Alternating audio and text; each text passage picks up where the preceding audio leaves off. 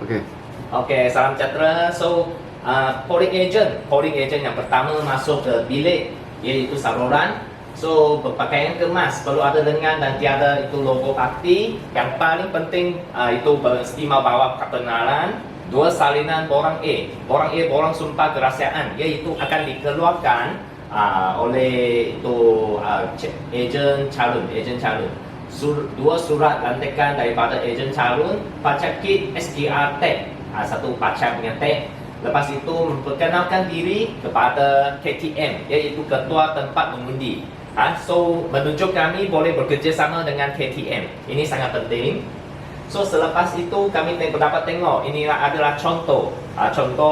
Nombor 1 surat lantikan, nombor 2 kad pengenalan, pas bertugas, borang sumpah. Empat ini perlulah bersedia untuk membawa mereka sepanjang hari pada hari undi itu. Okey, dalam pacakit kami ada pembaris borang 13, pensel, marker pen, surat bantahan, daftar pemilih pilihan raya, sharpener, penempatan, kertas kosong, tally sheet, buku panduan undi ragu.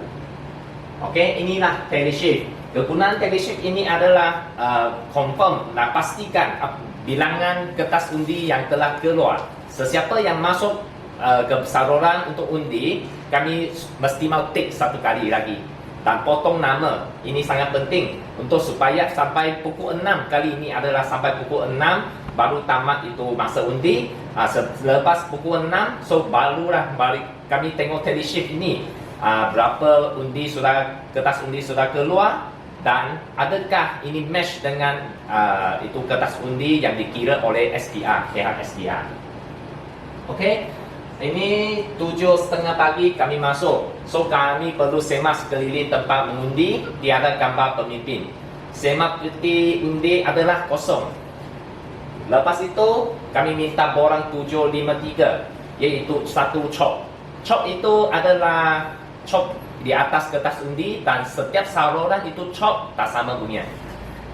Okey, lepas itu borang 13, iaitu kami record itu nombor siri buku kertas undi. Satu buku kertas undi adalah mempunyai 50 keping kertas undi. So dia ada satu siri nombor dan setiap kertas undi pun ada nombor dia. So kami record dan pastikan itu ada tally sheet, periksa, saksi dan pantry kotak peti undi. Daftar pemilih pilihan raya pastikan adalah sama dengan KTM. Ini akan disediakan oleh itu ejen calon Parlimen Sungai Besar. Okey, inilah adalah contoh borang 13. Iaitu record buku kertas undi, iaitu satu buku ada 50 kertas undi dan ada nombor siri. Kami beristimewa record. So KTM akan bacakan nombor siri itu. Okey, ini semasa kami sudah semak itu kotak kosong. So sekarang mereka nak pantry. Okey, selepas itu ini sudah pantry. Dia atas adalah pelekat keselamatan. Pelekat keselamatan ini mereka akan panggil polling agent yang pertama, tanda tangan di atas sini. Okey, mereka akan tanda tangan di sini. Kalau sekarang ada 4 parti untuk bertanding, 4 parti punya wakil polling agent akan tanda tangan di sini guna dengan itu marker pen. Okey, so inilah adalah contoh orang SDR 753, iaitu corak. So kami ini corak. Ini corak, setiap saluran dia punya corak tak sama. So ini corak akan dicop di atas kertas undi. Okey, selepas itu kami juga nak pastikan itu jam berfungsi dengan baik. Okey, berfungsi dengan baik. So apabila kami nak tukar shift ke polling agent, nak tukar shift ke, okey, dia ikut jam ini. Bukan ikut jam yang jam tangan yang kami pakai ya. Okey, pada 7:30 kami akan berjumpa dengan KTM. Kami boleh minta KTM, okey, nak periksa buku kertas undi, pastikan nombor siri sama dengan yang disalin di borang 13. Tiada kertas undi yang telah hilang. Kertas undi, pastikan kertas undi tidak diconteng. Okey, apabila kertas undi ini diconteng, ia akan menjadi undi rosak. Okey, ini contoh borang 13. So dia ini sini adalah satu buku kertas undi. So dari 12001 12050 ada 50 keping kertas undi. So kami record. So kertas undi siri ini akan dibacakan oleh gerani pertama. Mereka akan membaca, lepas itu kami record. So dalam inilah adalah pelan undi. So di sini kami ada 4 gerani yang bekerja di saluran, setiap saluran. So pengundi akan masuk sini. Okey, inilah adalah gerani pertama. Okey, gerani pertama akan bacakan itu muka surat berapa, daftar pemilih, itulah buku daftar pemilih itu, muka surat berapa, okey, nombor siri berapa, nama dia, IC dia. Okey, lepas itu sampai gerani kedua. Gerani kedua hanya menitip itu jari, Okey, gerani ketiga iaitu dia akan chop kertas undi itu, pisahkan dan lipatkan itu kertas undi dan serah kepada pengundi.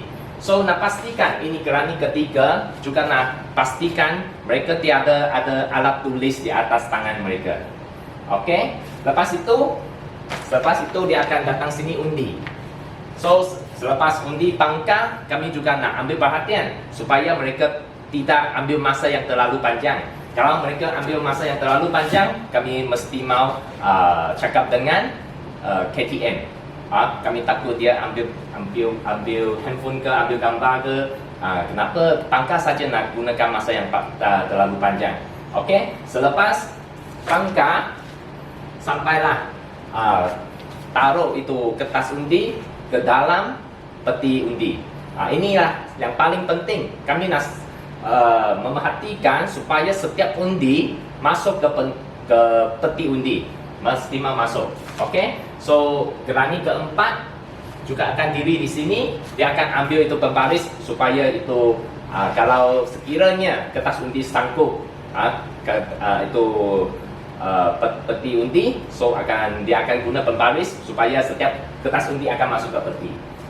Okey, selepas itu pengundi pun akan keluar. Okey, inilah gerani. Gerani pertama dia akan bacakan muka surat berapa, okey, nama, IC dan sebagainya. Lepas itu sampailah gerani kedua. Gerani kedua ialah mengintip itu jari. Okey, kami juga nak confirm setiap pengundi mengintip jari. Ketiga, itu kertas undi akan dicop dan tiada alat tulis macam pen ke di atas di tangan gerani ketiga. Lepas itu gerani keempat dia adalah menggunakan pembaris itu, confirmkan itu kertas undi masuk ke peti. Okey, inilah adalah contoh buku daftar pemilih. So inilah muka surat, dia akan baca ikut. Okey, muka surat berapa, bilangan berapa, nombor kad pengenalan, okey, dan nama. Okey, so lepas dia baca, so anda tengok buka dia, semua semak. Okey, kalau sekiranya betul, okey, so mereka akan kasih itu kertas undi. Okey, so ini borang-borang yang akan digunakan. Tapi ini digunakan oleh KTM saja. Kami tak ada berkaitan dengan kami. Borang 10A. Okey, KTM ini isi borang ini kerana tidak mengeluarkan kertas undi. Kadang-kadang mereka tidak dapat membuktikan kesakitan daripada KTM. So mereka akan tolak mereka undi di sana. Seperti, dan itu borang 10 untuk OKU buta. Sesiapa yang perlu diiringi untuk mengundi, so dia perlu isi borang 10. Borang 11, okey, so deklarasi keliruan. Itu pengundi mengakui tidak pernah mengundi sebelum ini.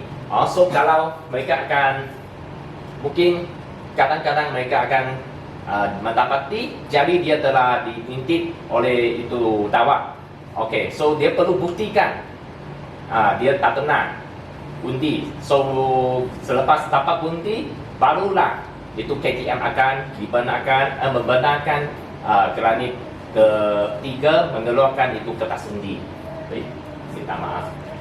Ini kesukaran fizikal. Kadang-kadang kami nak pergi ke tingkat kedua untuk mengundi, dan tetapi dia pengundi kami dia pakai itu wheelchair, tak dapat, so dia perlu isikan borang 76. Okey, so ini semua diuruskan oleh KTM. Okey, ini boleh baca. So ini tugas polling agent, memerhatikan proses undi sejak itu pengundi masuk ke kelas. So startlah kami memerhatikan dia. Okey, adakah pengundi